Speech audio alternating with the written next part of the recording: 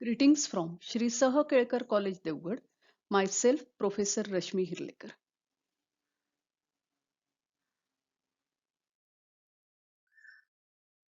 In previous lecture series, we have discussed about module number 1. Today, we will start module number 2, that is buyback of equity shares. Outcome of this lecture. In this lecture, we will discuss about contents of this module, meaning of buyback of equity shares, and difference between buyback of equity shares and redemption of preference shares.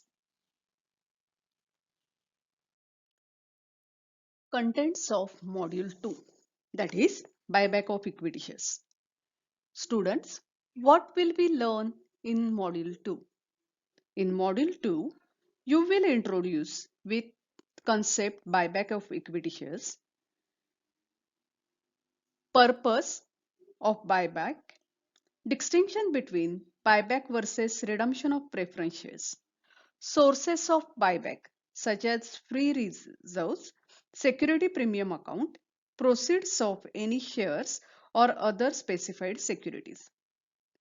Benefits of buyback, conditions for buyback, mode of buyback, general obligations of a company, financing and accounting for buyback, and last one is exercise. विद्यार्थी मित्रांनो, हे काही points दिलेत की introduction, buyback म्हणजे काय, मुळात buyback याचा अर्थ काय हे आपण यात पाहणार आहोत. पर्पज, त्याचा कशासाठी, काय हेतू बायबॅकचा, त्याच्यानंतर सोर्सेस ऑफ बायबॅक कोणते आहेत, म्हणजे कोणत्या माध्यमातूनच बायबॅक केलं जातं, त्याचे फायदे काय होतात, कंडिशन्स काय आहेत बायबॅकसाठी, कोणत्या पद्धतीने बायबॅक केलं जातं, नंतर general obligations for payment, obligations for company, म्हणजे कंपनीसाठी कोणत्या गोष्टी कंपनीने पाळल्या पाहिजेत बायबॅकच्या संदर्भात त्या, आणि फायनान्सिंग किंवा अकाउंटिंग बायबॅकचं कसं केलं जातं हे आपण या पूर्ण मॉड्यूल मध्ये पाहणार आहोत. विद्यार्थी मित्रांनो, आज आपण एक नवीन कन्सेप्ट शिकणार आहोत जी यापूर्वी तुम्ही कधीच शिकलात नाहीयेत, आणि ती कन्सेप्ट आहे बायबॅक ऑफ इक्विटी शेअर्स. आता बायबॅक ऑफ इक्विटी शेअर्स म्हणजे काय हे शिकण्या अगोदर इक्विटी शेअर्स म्हणजे काय हे आधी पहिलं माहित असायला हवं तुम्हाला. मला माहित नाही तुमच्यापैकी किती जणांना 11वी-12वीला एसपी होत असेल, कारण एसपी असलेल्या मुलांना इक्विटी शेअर्स, कंपनी या कन्सेप्ट चांगल्या क्लिअर असतात. मी एक असं गृहीत धरते की तुम्हाला एसपी नव्हतं असेल, तर मी त्या अगोदरचं एक तुम्हाला पार्श्वभूमी सांगते, म्हणजे तुम्हाला नक्की आधी इक्विटी शेअर्स म्हणजे काय आणि मग बायबॅक म्हणजे काय हे कळत जाईल. तर आपण एखाद्या छोट्याशा गावात राहतो आणि गावात आपण वेगवेगळे व्यापारी बघतो. हे जे व्यापारी आहेत त्यांना मराठीत आपण एकल व्यापारी असं म्हणतो. अर्थात एकल व्यापारी हा एवढा मोठा जड शब्द वापरत नाही आपण, पण व्यापारी असं आपण म्हणतो. पण ही संकल्पना एकल व्यापारी म्हणून आहे, त्यालाच इंग्लिशमध्ये सोल ट्रेडर म्हणतात.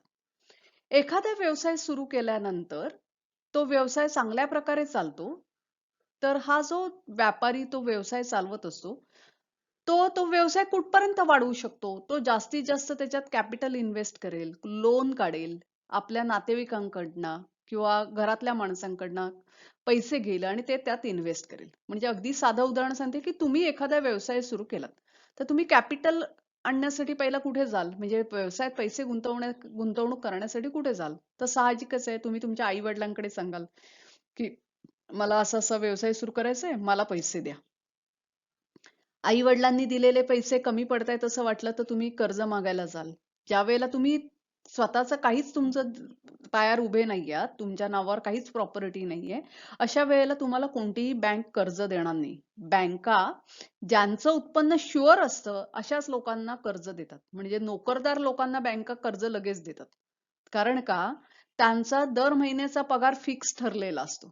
तसंच व्यावसायिकांना देतात, पण एस्टॅब्लिश व्यावसायिकांना देतात. नवीन व्यावसायिकांना बँका कर्ज देत नाहीत. तर अशा वेळेला तुम्ही कुठे जाल, तर कर्ज मागायला जाल, पण ते कर्ज तुम्हाला तुमच्या नावावर मिळणार नाही.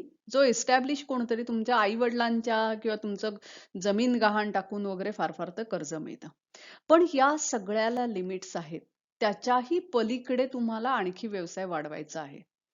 म्हणजे तुम्ही एखाद्या पर्यटन स्थळी हॉटेल सुरू केलं आणि ते हॉटेल तुमचं चांगल्या प्रकारे चालतंय आणि तुम्हाला अशाच प्रकारची हॉटेल्स कोकणातल्या सगळ्या किनाऱ्यावर चालू करायची आहेत. तर मग आधी पहिल्यांदा तुम्ही सपोज एकाच ठिकाणी ते चालू केलंय, दुसऱ्या ठिकाणी चालू करायची इच्छा आहे किंवा आणखी तुम्हाला कॅपिटल इन्व्हेस्ट करायचंय. सोल ट्रेडर जो आहे, तुम्ही ओसीत शिकल्याप्रमाणे तो कॅपिटल आणण्यामध्ये आणि मॅनेजरियल ॲबिलिटीमध्ये दोघांच्या बाबतीत लिमिटेशन्स आहेत. कारण जे काही मॅनेजरियल ॲबिलिटी आहे किंवा कॅपिटल इन्व्हॉल्वमेंट जी आहे, ती एका माणसाचीच असते. म्हणून तो काय करतो, आपल्याबरोबर पार्टनर घेतो, 2 किंवा 4. हे 2-4 पार्टनर्स एकत्र येऊन कॅपिटल इन्व्हेस्टमेंट करतात, मॅनेजरियल ॲबिलिटीचा वापर करतात आणि व्यवसाय चालवतात. ज्या वेळेला हा पार्टनरशिपचा व्यवसाय सुद्धा खूप चांगल्या प्रकारे चाललाय आणि चांगला चाललाय, आणखी कॅपिटल इन्व्हेस्टमेंट हवी.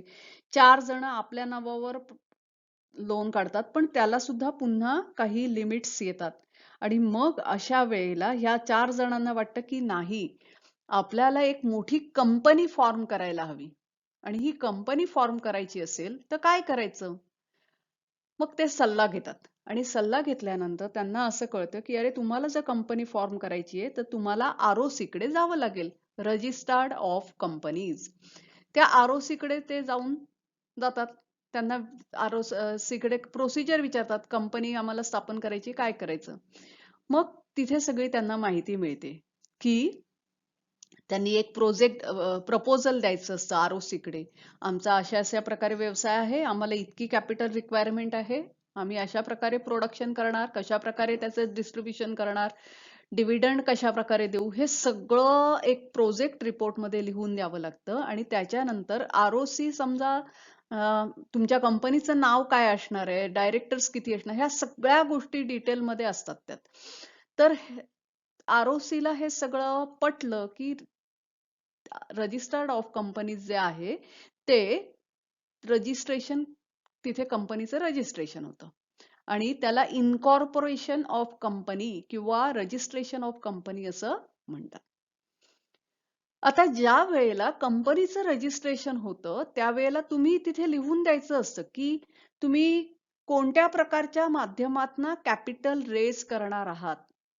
तर कॅपिटल रेज करण्याचे 2 मेन मार्ग आहेत, 2 किंवा 3 मार्ग आहेत म्हणा. 2 मार्ग म्हणजे काय, तर एक तर तुम्ही इक्विटी शेअर कॅपिटल इश्यू करता आणि डिबेंचर्स. तिसरा मार्ग असा की प्रेफरन्स शेअर कॅपिटल. मला माहित नाही तुमच्यापैकी किती जणांना इक्विटी शेअर कॅपिटल म्हणजे काय, प्रेफरन्स शेअर कॅपिटल म्हणजे काय आणि डिबेंचर म्हणजे काय. तर पहिली गोष्ट अशी, मी तुम्हाला तुमच्या कन्सेप्ट क्लिअर करण्यासाठी सांगते की इक्विटी शेअर कॅपिटल आणि प्रेफरन्स शेअर कॅपिटल असं म्हटलंय बघा दोघांकडे. पण डिबेंचरला डिबेंचर कॅपिटल म्हणत नाही. Debenture is a liability, it is outsider liability.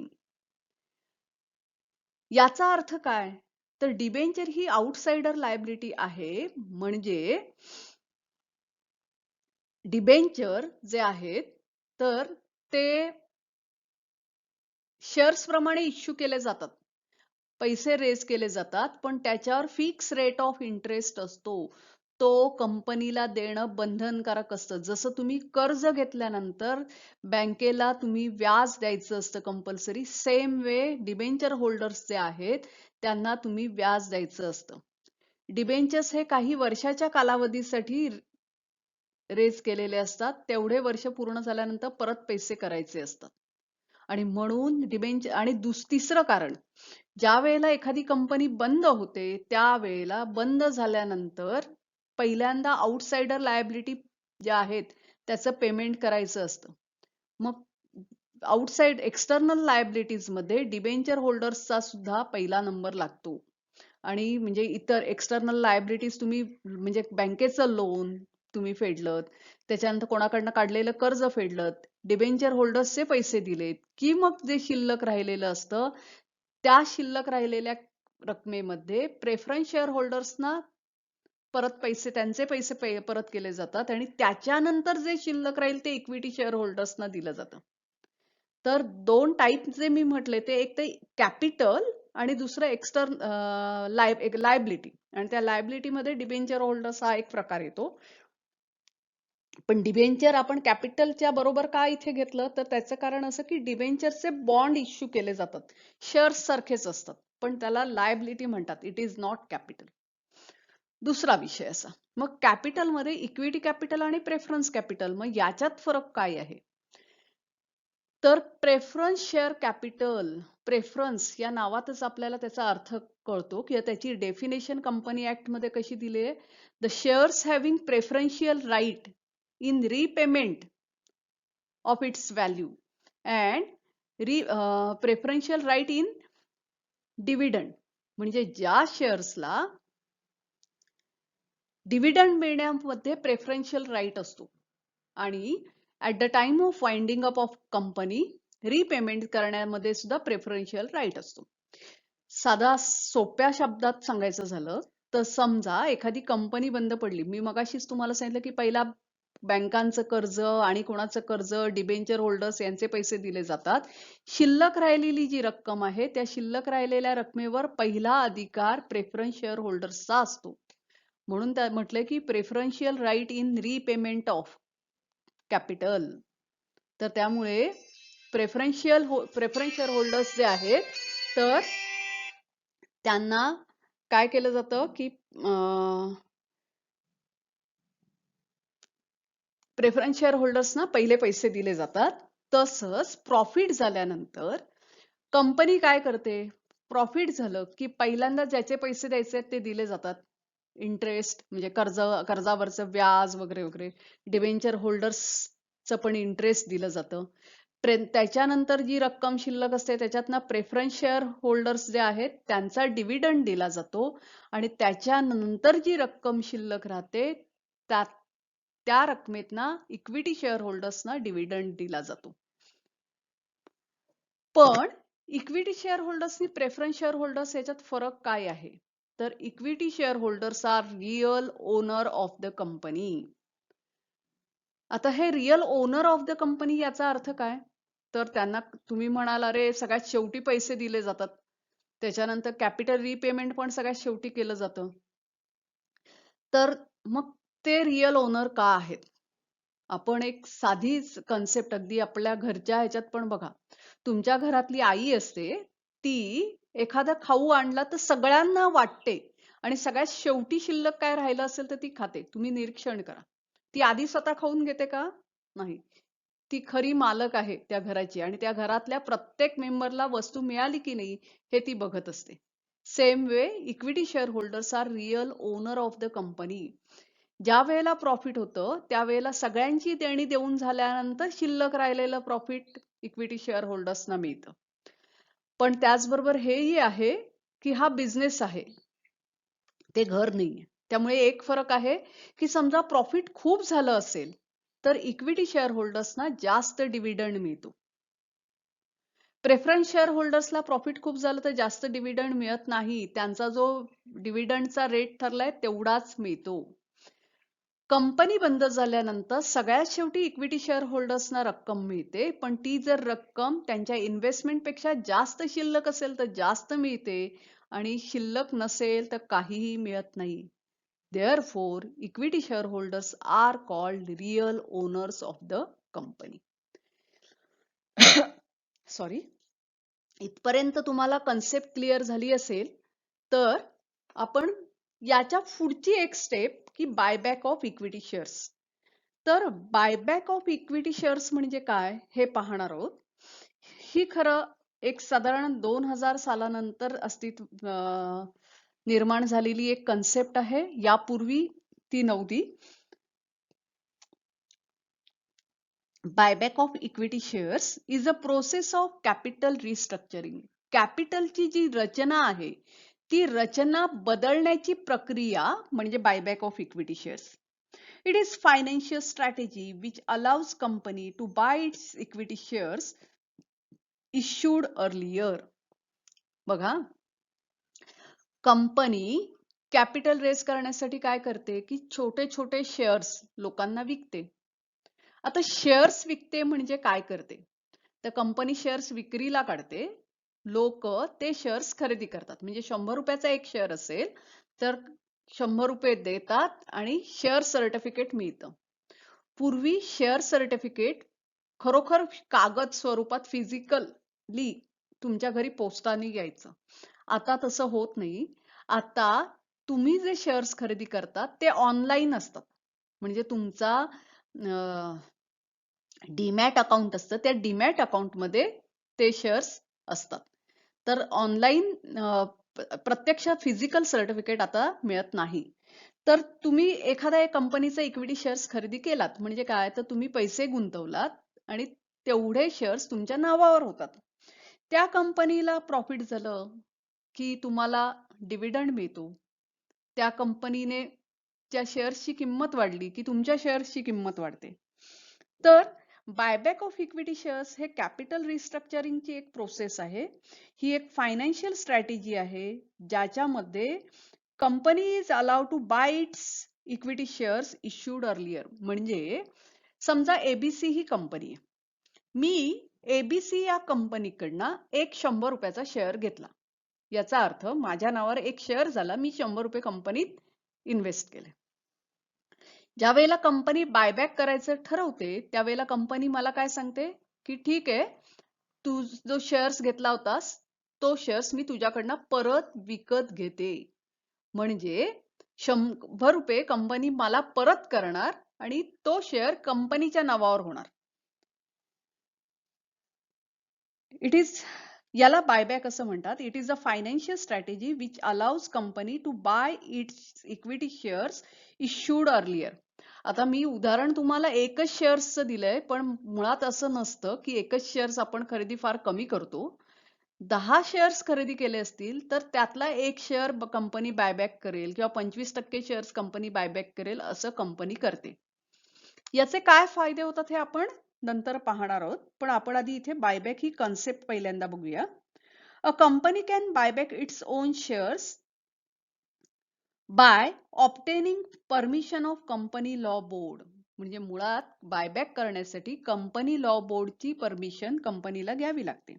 Under the provisions of companies act 2013 under section 68 which corresponds to the section 77A to Companies Act 1956. It has become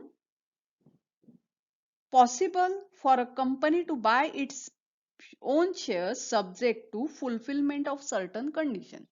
म्हणजे company buyback करू शकते, पण काही conditions आहेत त्या fulfil कराव्या लागतात.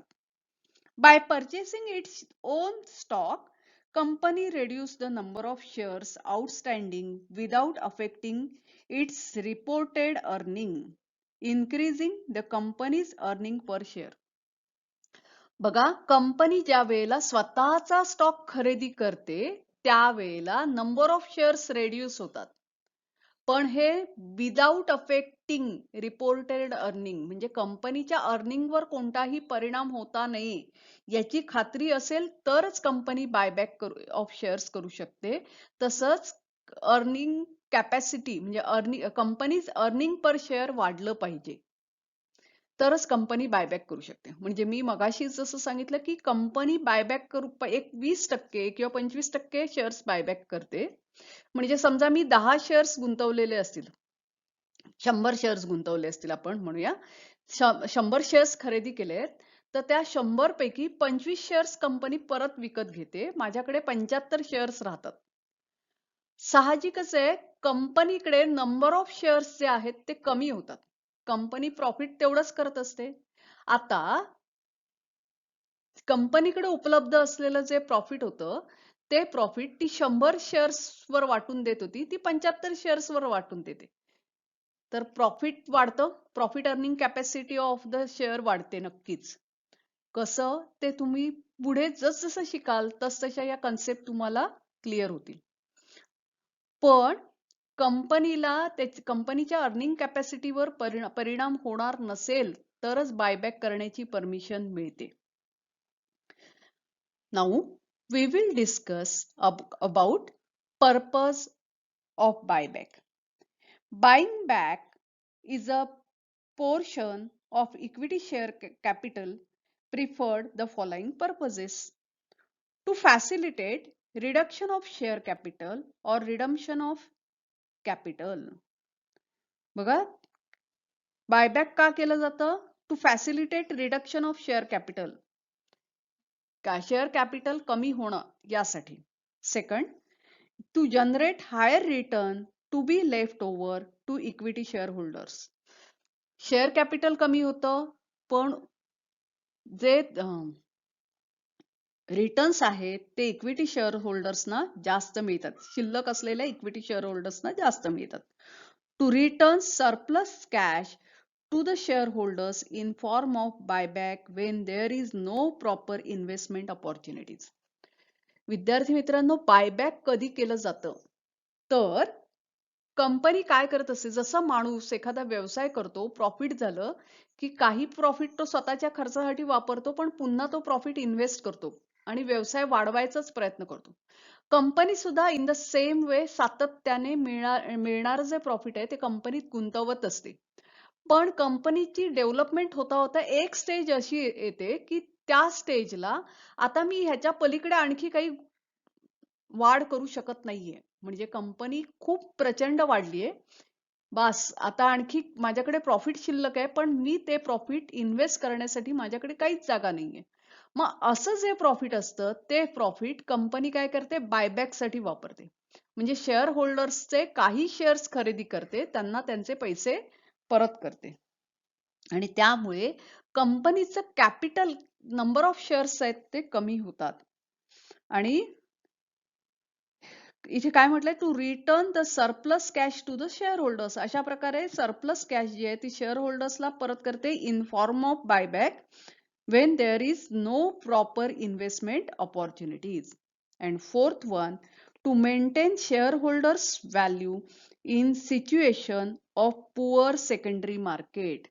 म्हणजे सेकंडरी मार्केट ची सिच्युएशन पुअर असेल, तिथे शेअर्सची किंमत कमी उतरायला लागली, तर अशा वेळेला शेअर्सची व्हॅल्यू मेंटेन करण्यासाठी बायबॅक केलं जातं.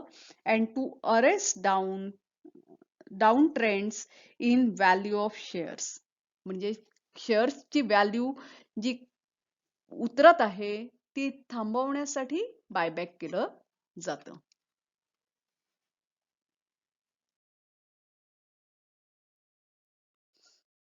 Now, here we will discuss about distinction between buyback of equity shares and redemption of preference shares.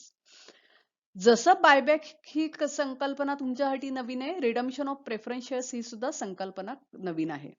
पण बायबॅक ऑफ इक्विटी शेअर्स आणि रिडम्शन ऑफ प्रेफरन्स शेअर्स याच्यामधला फरक काय आहे, याच्यावरून तुम्हाला बायबॅकची संकल्पना अधिक क्लिअर होऊ शकते.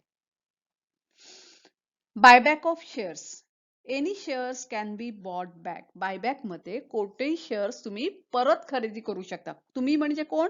कंपनी परत खरेदी करू शकते. In redemption of preference shares can be redeem.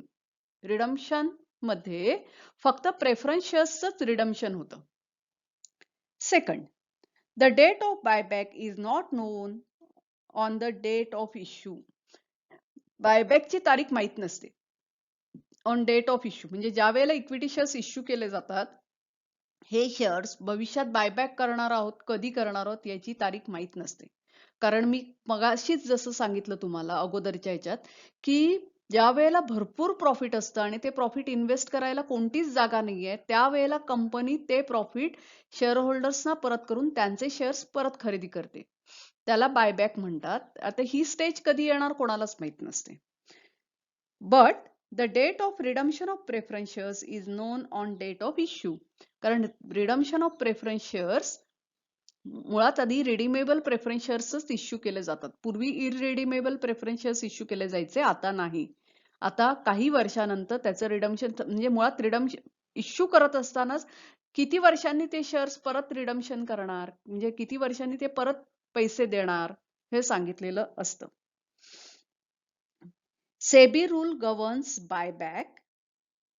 Buyback वर सेबीचे नियम लागू पडतात.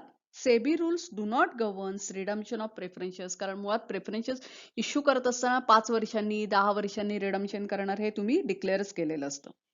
Sources of buyback is free reserve security premium, but sources of redemption of preferences is divisible profit. म्हणजे बायबॅकचे सोर्सेस कोणते आहेत? त्या फ्री रिझर्व्ह आणि सिक्युरिटी प्रीमियम. पण रिडम्पशन ऑफ प्रेफरन्सेसचं सोर्सेस आहेत divisible profit.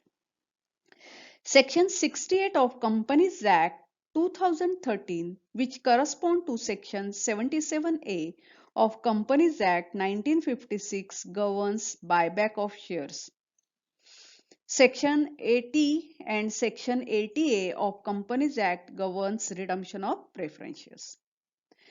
Company Act is silent about the adjustment of premium on buyback of shares. Companies Act specifies that premium on redemption is adjusted out of profit or security premium. म्हणजे company act सांगतं की रिडम्पशनचं जे premium on redemption जो आहे तो profit आणि security premium मधनं adjust केला पाहिजे. पण बायबॅक मध्ये मात्र प्रीमियम ऑन बायबॅक कसा ऍडजस्ट करायचा याविषयी कंपनी ऍक्ट सायलेंट आहे.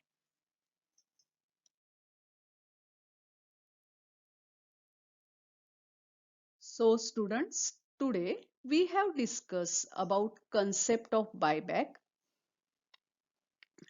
and purposes of buyback. We have also discussed about difference between buyback and redemption of preferences. So thank you for today.